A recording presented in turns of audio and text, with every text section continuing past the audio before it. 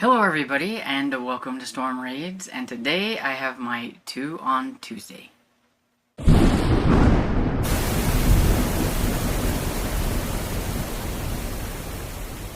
So like I said, I have my 2 on Tuesday where I talk about 2 books that I have in my collection. Since it's kind of spooky season, I am still trying to find at least one kind of slightly spooky book and everything and stuff, so hopefully I did okay.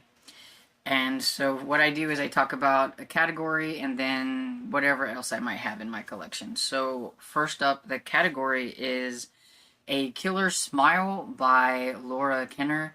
This is a Harlequin intrigue number 313 from 1995. And Laura Kenner is also the author, Laura Hayden. And so now I will talk a little bit about her and show you off some of the covers of her books.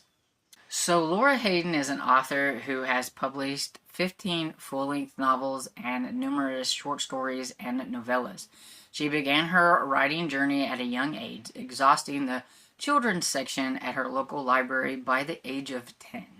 After transitioning to adult mysteries and science fiction, she trained as an engineer, but eventually decided to pursue writing seriously. Her first book, A Margin in Time, was published in 1995 and reflects her love of the time-traveling narrative.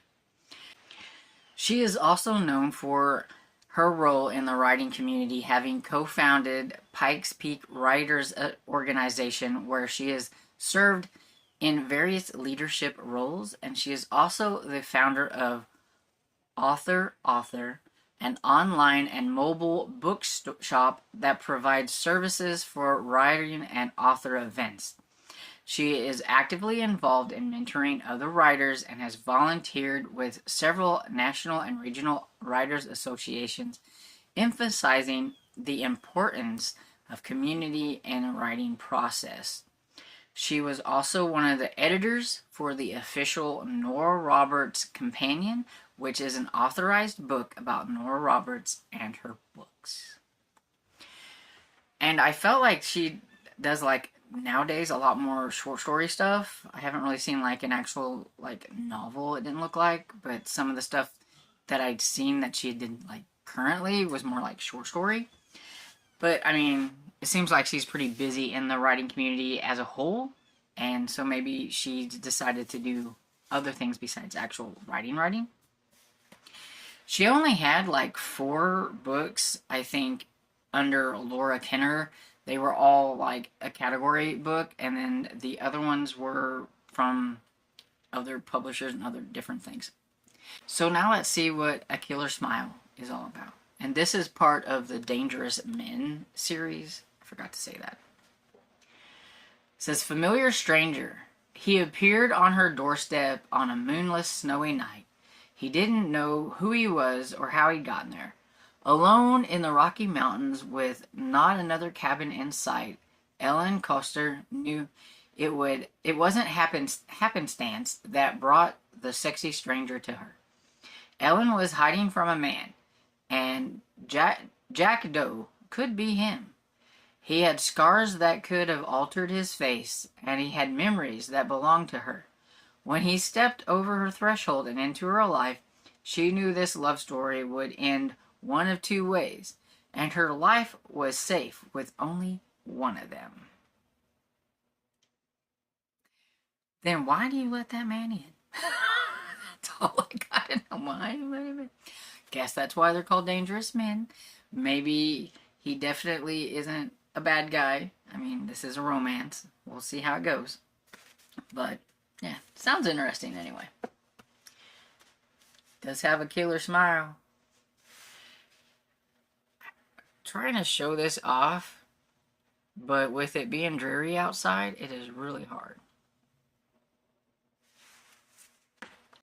Okay, so the next one I have is When Michael Calls by John Ferris. This is the pocketbook edition from 1969.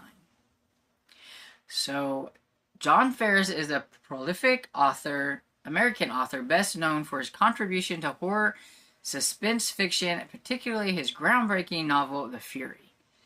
His career spans over 6 decades, encompassing novels, screenplays, plays, and poetry. Born on July 26, 1936 in Jefferson City, Missouri, John Lee Ferris was raised in Tennessee when he graduated from Central High School in Memphis, attending Southwestern College, now Rhodes College. He sold his first novel in 1955, the summer after high school, launching a literary journey that would make him a key figure in the supernatural thrillers. Ferris gained early fame with Harrison High from 1959, a controversial novel about teenage life, which was later adapted into a film Because They Were Young in 1960.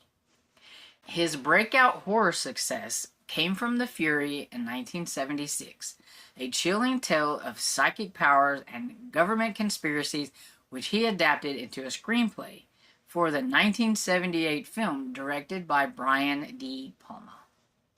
His other notable works include When Michael Calls from 1967, that was adapted into a TV movie in 1972, All Heads Turn When the Hunt Goes By, 1977, a Southern Gothic horror classic, and Scare Tactics and Horror Show, both nominated for Bram Stoker Awards. Ferris also ventured into film, writing, and directing Dear Dead Delilah in 1973, and had several plays produced off-Broadway. His writing style blends psychological depth with supernatural elements, often set against Southern backdrops. He received a Bram Stoker Award for a Lifetime Achievement in 2001, recognizing his enduring influence on the horror genre. Beyond fiction, Ferris paints, writes poetry, and showcases his creative versatility. So, John Ferris is one busy man. And his Harrison High, from what I could see, I think it was like a series. It looked like there was like at least 3 or 4 books from what I can remember on Fantastic Fiction, I think, and everything. But I'd never heard of it until then. But I have heard of him because of The Fury, I think, more than anything. And so let's see what When Michael Calls is all about. Let's see. Oh, it says, "Hello, Auntie Helen, I missed the school bus. Will you come to get me?" Wrong number, she thought. Who is this? It's Michael, Auntie Helen. Are you coming? Just a minute. Now who is this? But the connection was broken. How could a series of phone calls, each as innocent as this one, terrorize an entire community and lead to murder? Well, for one thing, because Michael Young was supposed to have died 16 years ago. Who was calling then? Was it a fiendish prank? Perhaps one of the boys from the nearby school for disturbed children? To Helen Connolly, it seemed uncannily like the voice of the nephew she remembered so well. Besides this, Michael, whoever or whatever he might be, knew things about her that only the real Michael could have known. Well, that sounds real spooky.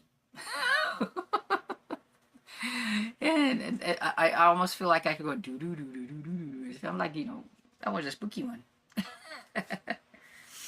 And I'm intrigued. And so I would like to know, have you heard of these authors? Have you read anything from either of these authors? This one under Laura Kenner or Laura Hayden, and then John Ferris. Let me know down in the comments, and I hope you enjoyed this video, and if you did, please give it a thumbs up and subscribe, and I will see you all in the next video.